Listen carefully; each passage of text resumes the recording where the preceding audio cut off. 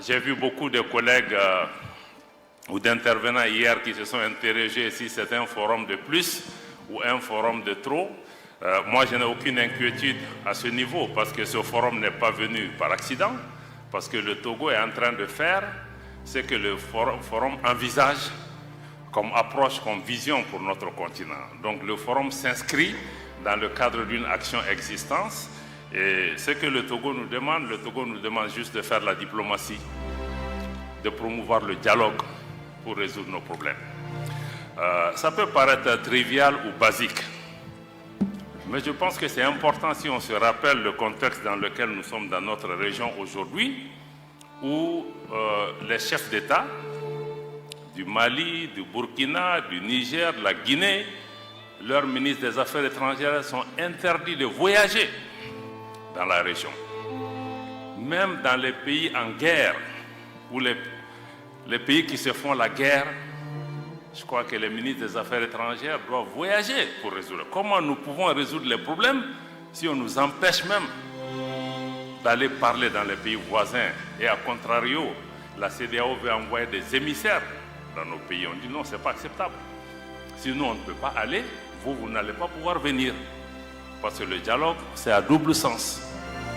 Et même dans notre tradition africaine, mais pendant les guerres, les griots à l'époque étaient ceux qui étaient autorisés à parler. Donc je crois que ça peut paraître basique ou trivial, mais on n'a pas encore compris que les problèmes dans lesquels nous sommes confrontés, il faut que nous parlions, il faut que nous dialoguions, et que là où le Mali a trébuché aujourd'hui, d'autres pays peuvent tomber dans le même problème. Donc je crois que je voulais vraiment rappeler ça et rappeler l'importance de ce forum. Sur le thème, Smaël, je pense que tu as déjà touché à beaucoup de ces questions. Quel peut être le rôle des organisations régionales pour pouvoir accompagner les transitions?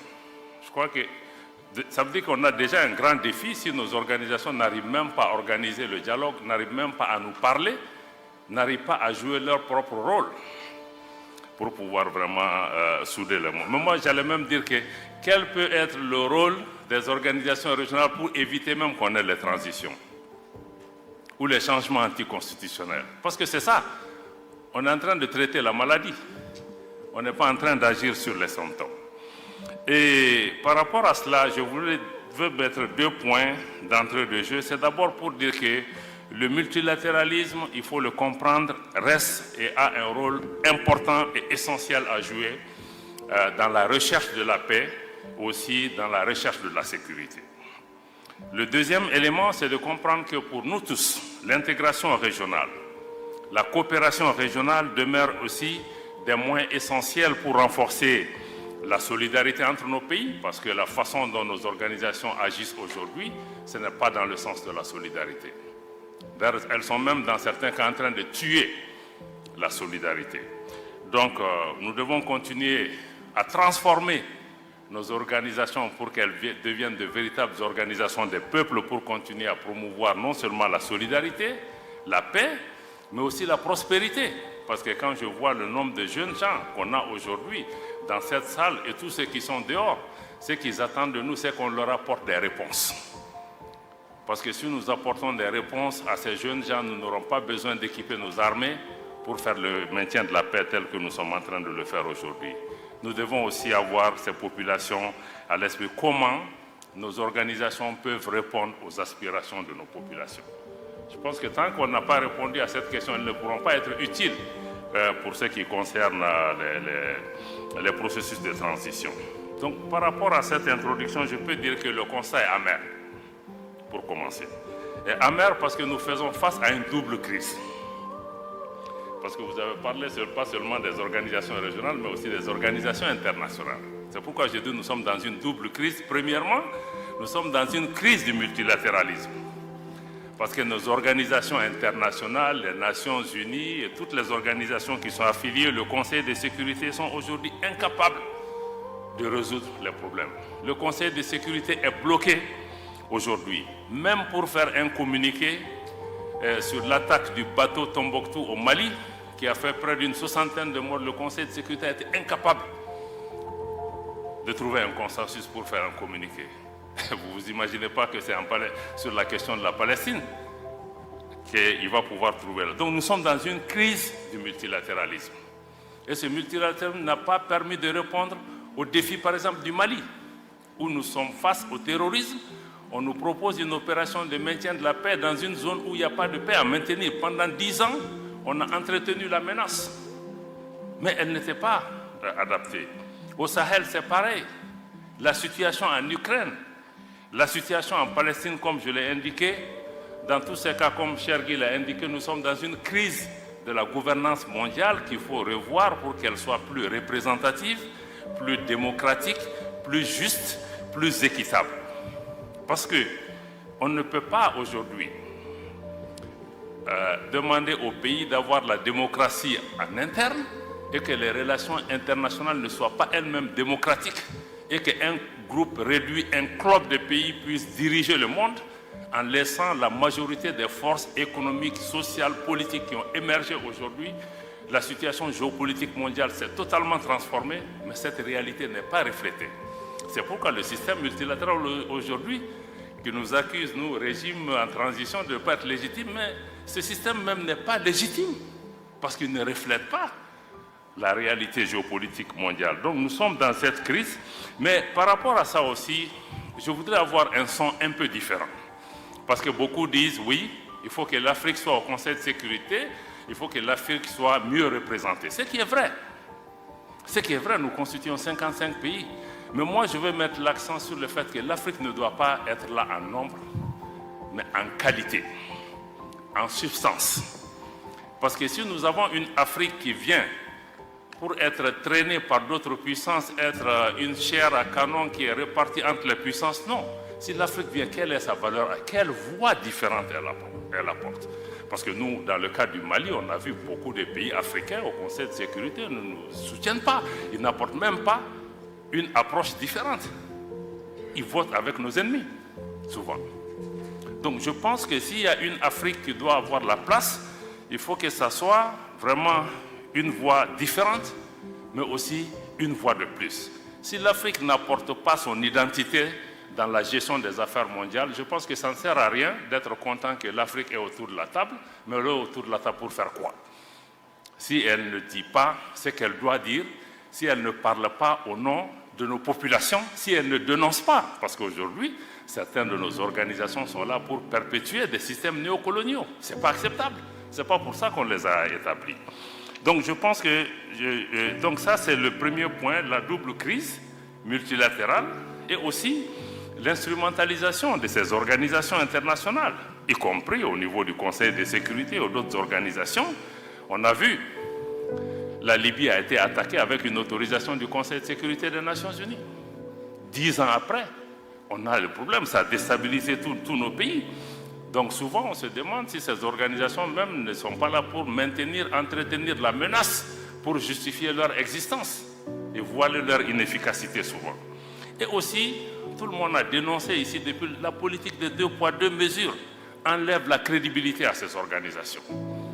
Quand on parle aujourd'hui des droits de l'homme, bon, c'est devenu une religion. C'est devenu une religion. Quand il y a un petit problème qui se passe au Mali, on dit oui, il faut appeler la Cour pénale internationale. Mais en Palestine, ce qui est en train de se passer, ce n'est pas le droit de l'homme. Où est la Cour pénale internationale? Où sont ces donneurs de leçons? Où sont ces pays qui se disent champions des droits de l'homme, qui eux-mêmes soutiennent ce qui est en train de se passer? Je peux donner d'autres exemples par rapport aux droits de l'homme. Est-ce que c'est ça le droit de l'homme? La politique de 2 poids 2 mesures. Si je suis ami avec quelqu'un, je ferme les yeux. Non. Donc ce ne sont pas les principes. Et ça enlève le truc. Même la démocratie. On nous accuse des 1000 noms d'Israël, mais en réalité, ceux qui prétendent promouvoir la démocratie, ce n'est pas la démocratie qui est en question, ce n'est même pas l'intérêt de nos pays. C'est leurs propres intérêts. Parce que quand vous voyez que quand la démocratie ou les institutions sont menacées dans le pays, en fonction du fait que ce pays est avec moi ou n'est pas avec moi, ou les nouveaux gouvernements sont avec moi, je me prononce. Est-ce que c'est ça la démocratie? Donc nous-mêmes, nous devons pouvoir vraiment prendre ces questions.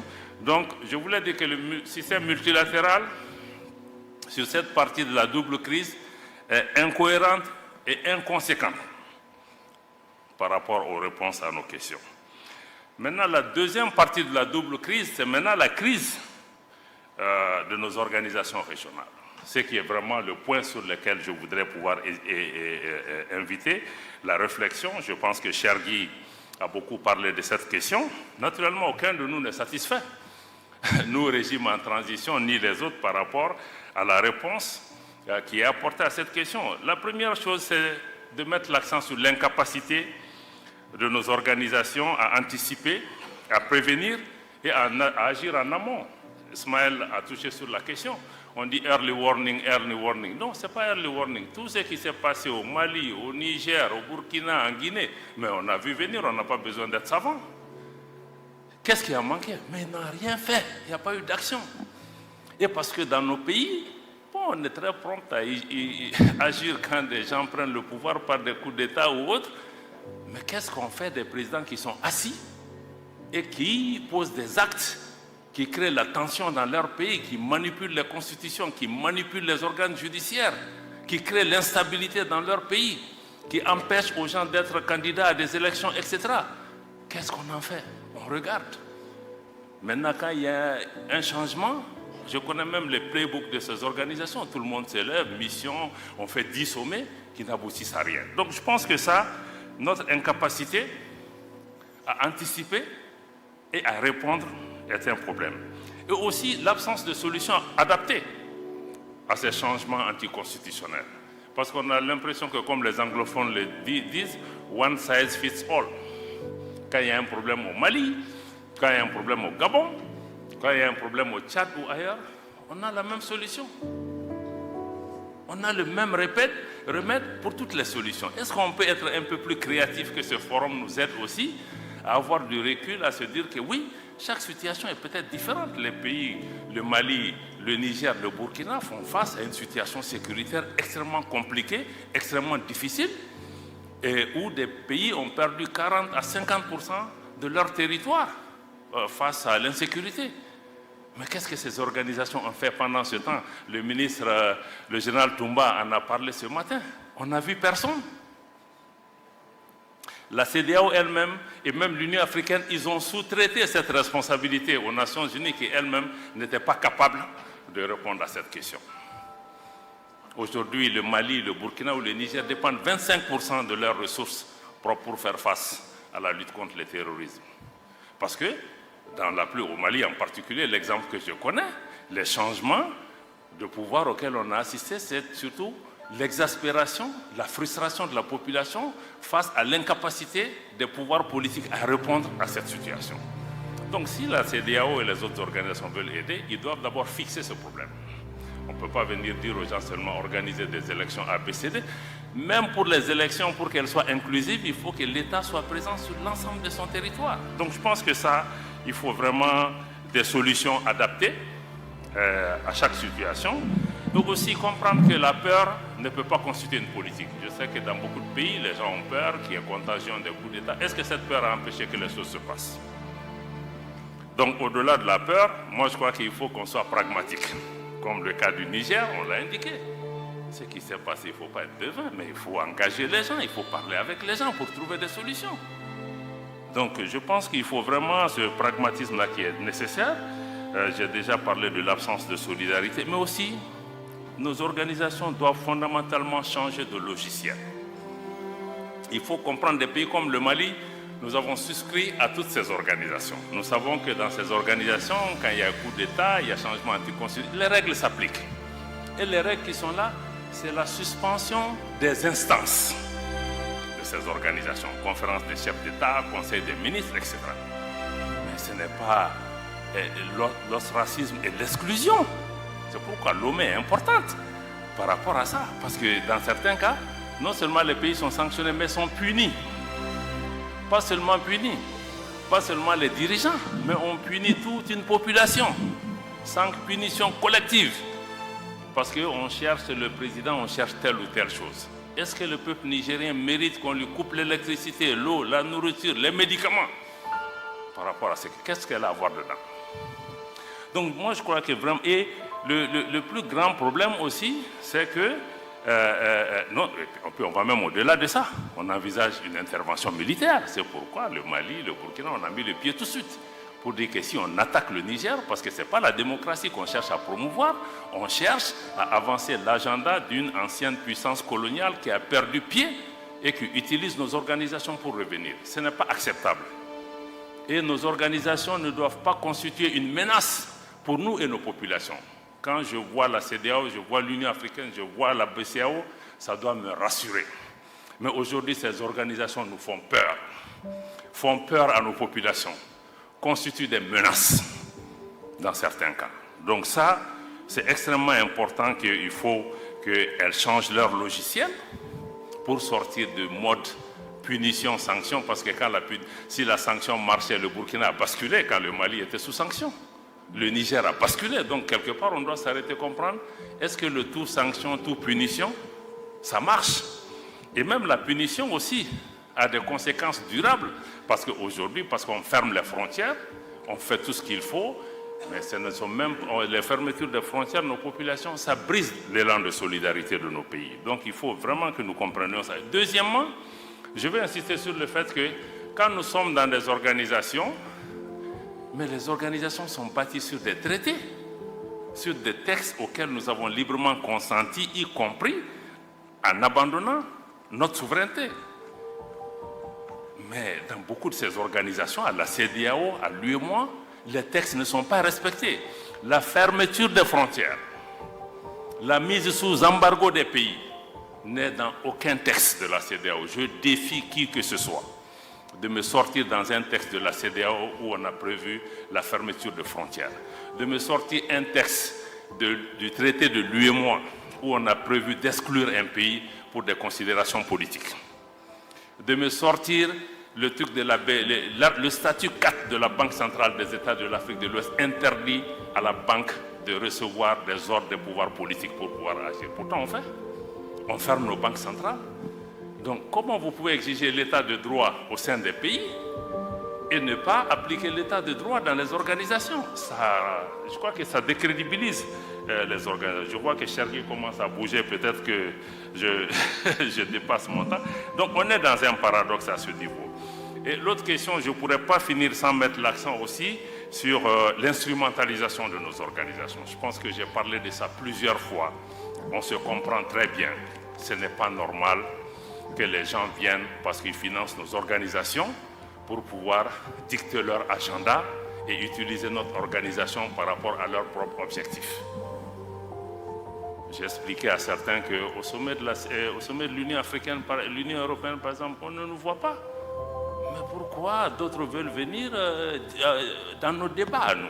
On peut avoir un partenariat, mais dans le cadre du... Donc nos organisations sont instrumentalisées. Cette instrumentalisation conduit à la politique de 2 poids 2 mesures parce qu'on ne définit plus les choses en fonction de nos propres paramètres, mais parce que, bon, les autorités françaises sont contre le Mali. Ah, il faut les suivre parce que, bon, tel pays a une attitude bienséante. Donc, je crois que ça pose un problème de crédibilité de nos organisations. Le G5 Sahel, c'est la même chose. Notre frère est là, Maman Sidikou, il était secrétaire exécutif du G5 Sahel. Le Mali est un pays fondateur du G5 Sahel. La France, qui n'est pas membre du G5 Sahel, dicte sa loi. Moi, je paye ma contribution. Un autre pays vient dire que le Mali ne peut pas assumer la présidence du G5 Sahel. Comme le disent nos amis ivoiriens, on est où là? Donc ça, ce sont des problèmes. Ce n'est pas qu'on imagine, mais c'est réel. Donc ceci nous amène à nous interroger sur la crédibilité. Aujourd'hui, la jeunesse africaine, j'ai entendu beaucoup de gens, nos populations se posent comment ces organisations sont perçues. Moi, je suis certain que ces puissances qui jouent ce jeu, leur objectif même, c'est de décrédibiliser nos organisations. Quand ils disent, ouais, on est derrière la CEDEAO, et vous prenez le micro souvent pour prédire, on a vu des ministres français, ou même le chef de l'État, prédire les conclusions des sommets de la CEDEAO sans qu'aucun responsable de l'organisation les rappelle à l'ordre. Donc, je pense que c'est ça. Bon, donc je pense que par rapport à tout ça, qu'il y aura définitivement un impact sur l'intégration, la solidarité africaine si on ne prend pas des mesures. Pour des pays comme le Mali, on aurait pu continuer à protester, à agir, à faire des communiqués. Mais nous avons dit aussi que quelque part, il faut que nous apportons une alternative. une réponse géostratégique. C'est pourquoi on a décidé de mettre en place l'Alliance des États du Sahel, pour plusieurs raisons, parce qu'on ne veut pas une organisation qui soit téléguidée de l'extérieur. Deux, c'est que nous avons décidé que nous finançons cette organisation. Si vous voyez la charte, elle n'a pas prévu que nous recevons de l'argent de qui que ce soit. Pour être très clair. Donc, s'il y a des réponses sécuritaires, ça doit être des réponses sécuritaires à la hauteur de nos moyens. Et les moyens, nous en avons. Nous ne sommes pas aussi pauvres que ça, parce que c'est la géopolitique qui crée cette pauvreté et l'entretien. Donc nous voulons aussi proposer une nouvelle approche de la solidarité et de l'intégration régionale. Chaque pays a une voix, pratiquement un droit de veto par rapport à tout ce qui se décide. Nous voulons aussi travailler pas seulement sur les questions sécuritaires à travers cette alliance militaire, mais aussi travailler sur les questions de développement, y compris les questions monétaires qui sont tabous aujourd'hui. Nous allons toucher à toutes les questions, comment notre organisation peut répondre aux attentes des populations du Liptako-Gourma. Ce qui est important aussi dans cette organisation, c'est qu'il y a une volonté populaire. Les populations, il y a une symbiose entre nos populations qui soutiennent cette initiative. Donc ça me semble être important. Donc en conclusion, et pour terminer, je pense que pour que nos organisations soient crédibles, il faut qu'elles soient elles-mêmes capables d'apporter les changements qui sont attendus par les populations. En premier lieu, il faut d'abord qu'elles remplissent leur vocation première, qui est de réaliser la solidarité africaine, l'intégration africaine. Et 60 ans après les indépendances, aucun de nous ne peut être fier du résultat de nos organisations en termes d'intégration. Aujourd'hui, si on ne prend que la libre circulation des personnes et des biens, les non-africains circulent plus librement en Afrique que nous-mêmes. Je ne parle pas des infrastructures, je ne parle pas d'autre chose. Je ne parle même pas du financement de nos organisations. Donc je pense que on ne doit pas blâmer les autres. Est-ce que nous-mêmes, on a fait le travail qu'on devait faire pour que les autres nous respectent? Peut-être que si l'intégration on était même avancée, on a beaucoup de systèmes de coups d'État et autres qu'on n'aurait pas. Donc je pense qu'il faut renforcer la solidarité. Mais il faut surtout des organisations où un leadership africain est affirmé et assumé. Parce que quand on parle de solution africaine, c'est qu'il faut un leadership africain. Et le leadership africain, c'est qu'il faut que les autres nous respectent. Il faut qu'on impose une respectabilité aux autres pays. Ce n'est pas parce que vous êtes des grands pays, vous êtes ceci, cela, que vous allez pouvoir venir. L'Afrique, ce n'est pas un pays. C'est 55 pays. C'est des populations avec une tradition, une culture millénaire, avec leur fierté. Donc je pense que nos organisations doivent pouvoir se ressaisir. Chacun de nous dans nos organisations, travaillons à faire de nos organisations des organisations des peuples et non des organisations d'État ou de chefs d'État ou de groupes. Je pense que tant que nous n'allons pas dans cette direction, nous aurons toujours des problèmes parce que nos populations ne sont pas impliquées, que souvent même les chefs d'État et nos leaders n'arrivent pas à tenir face à cette ingérence extérieure. C'est ce que je voulais partager avec vous en restant à l'écoute pour les questions qui peuvent venir, mais je crois qu'il faut que nous-mêmes nous posions les bonnes questions, mais tout ce dans quoi nous sommes les premiers responsables. Merci.